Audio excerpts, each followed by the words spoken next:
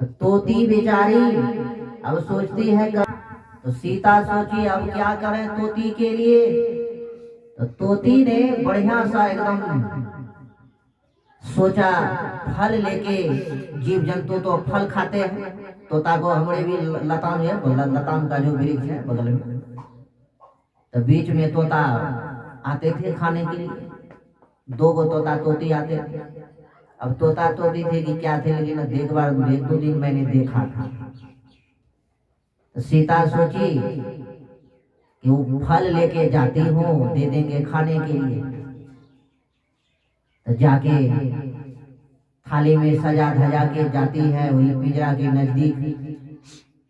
तोती को प्रणाम। तोती तो भूख के मार, आपको एक दिन भोजन नहीं मिलेगा तो हालत खराब होगा, क्या होगा, घर में मार दंगा शुरू कर दीजिए। तोती वहां 2-3 दिन से भूखी पड़ी है, कुछ नहीं खाई है। ये सीता जाके कहती है कि माता जी, इस भोजन को आप स्वीकार कीजिए, आपके लिए सुंदर सुंदर फल लाए। और सुंदर सुंदर फल लाए हैं। तो फल को दिया पिंजरे में, तोती खाने से इनकार कर दिया। मुंह में भी देने लगा, वो भी नहीं लिया। किसी को दुख दीजिएगा तो खाएगा। आजकल को तो गाली गलौज करके भोजन सास को खिलाएगी तो सास खाएगी, आत्मा को दुख होता है ना होता है ना, दुख होता है कि एक नई लवेली दुल्हन आई, जो है बूढ़ा ससुर थे, तो उसने कहा पुतहू थोड़ा चाय बनाइए। तो गुस्से के मारे लगा 12 वोल्ट का चुट्टा चढ़ गया, गुस्से से चाय तो बनाई, थाली में सजा लजा के जाके उसके सामने इतना जोर से चाय को थाली को पटकाना, तो कप जो है चाय से, थाली से कप गिर गया। और कप से जो चाय गिर गया तो वह चाय जो है बूढ़ा पर भी गिर गया, बूढ़ा का हाथ भी झड़क गए।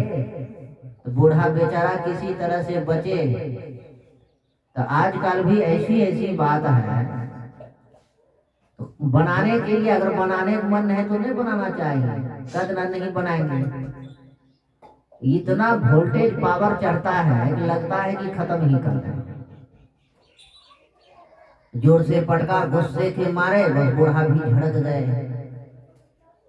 इसलिए सेवा करना चाहिए, जो उम्रदार लोग हैं, सास ससुर का आवश्यकता सेवा करना चाहिए। जो नारी सेवा नहीं करते हैं ना, उसके जीवन में दुख, वही बेटा बेटी जो बढ़ रहा है ना, उसका हालत खराब करेगा आगे जाके, उसका तमाशा देखेगा ना।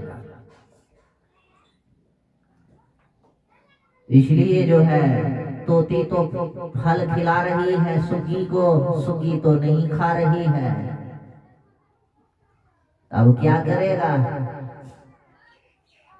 तो फल दे के तो सुगी सीता फिर चली आई, सोचा रात भर में खाएगी। रात भर में तोती जो है फल को थोड़ा सा भी छुआ नहीं, बस भूख के मारे तीसरा दिन में जो है पिंजरे में जैसे सो जाती है उसी तरह से सो गई।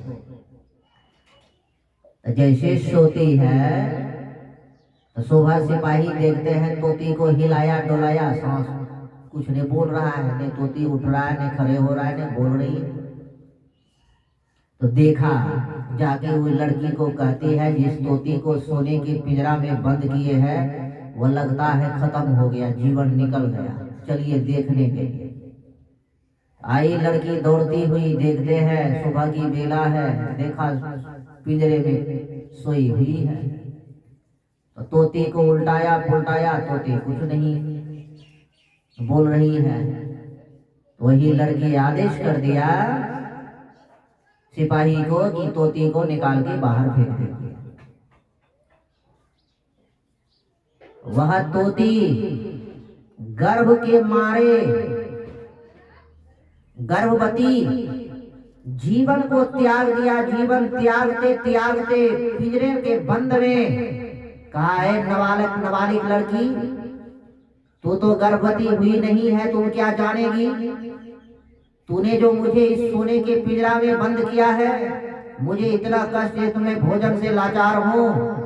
दूसरी बात, तुमने शादी भी नहीं की है। तो बहुत देखिएगा आजकल जो नौजवान युवा और युवतियां हैं जो शादी नहीं किया, तो उसको क्या हाल पता पति पत्नी का जीवन कैसा होता है। तो वह तोती कहती है शादी भी नहीं किया है, तुम्हारा जीवन इस तरह का है, तो मैं तुम्हें शराप देती हूँ कि तुम्हें शादी होने पर भी पति पत्नी में मेल नहीं रहेगा, और जिस दुख से मैं जीवन त्याग रही हूँ, उसी तरह से तुम भी पति के वियोग में जीवन त्याग दोगी।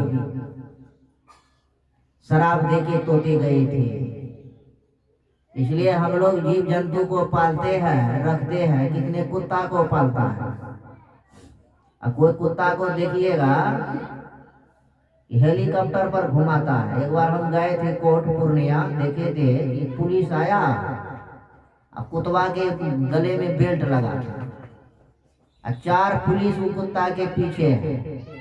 कुत्ता को स्कॉर्पियो पर से उतारा। कुत्ता तो कैसा जीवन है। तो इस पुण्य संस्कार है ना, संस्कार है तब ना। इसको कुत्ता बनने पर भी स्कॉर्पियो चलता है। कोई कुत्ता को देखिए खाने पर भी अफाद लाठी डंडा लगता है। संस्कार रहेगा तो कुत्ता कभी योनि में जाने से सुख प्राप्त होता है। खाने के लिए भोजन कितना नंबर 1 समझता है। इसलिए जीव जंतु को इस शास्त्र से यही ज्ञान होता है कि दुख नहीं देना चाहिए। वही कहानी, वही तोती की शराब सीता को लगी थी, और उसी शराब में भगवान पत्ते के बिछावन पर जो सोया है, तो वहां से जो वियोग होता है, माँ सीता देखे होंगे पति के वियोग में धरती में समा गई। जब माँ सीता गर्भवती थी तो वनवास हो गई थी। सीता को भी वनवास हुआ है, खाली राम को नहीं, सीता माँ को भी वनवास हुआ है। इसलिए दुख जो है किसी को छोड़ता नहीं है। इसलिए कर्म हमको सत्संग में जब आवेंगे तब कर्म करने की ज्ञान होंगे। आप लोग भाग्यशाली हैं, सौभाग्यशाली हैं। यहाँ तो अब 3 टाइम सत्संग होने का नियम लग गया है, लागू हो गया है। जितना सत्संग करेंगे उतना दिल उदार रहेंगे, आनंद रहेंगे, अच्छे रहेंगे, आपस में प्रेम भाव बढ़े रहेंगे। इसलिए हम लोग सत्संग में भी आने का एक कर्म कीजिए, आपका जीवन सफल होंगे। विशेष नहीं सुनाते हुए इतना ही सुनाए हैं। इन्हीं शब्दों के साथ बोलिए प्रेम से श्री सद्गुरु महाराज की जय। श्री सद्गुरु महाराज की जय। हमारे मधुसूदन बाबा मंच पर विराजमान हैं, उनके मुखारविंद से स्वर में स्वर मिलाकर आरती की जयगान करें। श्री सद्गुरु महाराज की जय। श्री सद्गुरु महाराज की जय। श्री सद्गुरु महाराज की जय। आरती संग सतगुरु के जय। अंतर ज्योत हो तलख ले जय।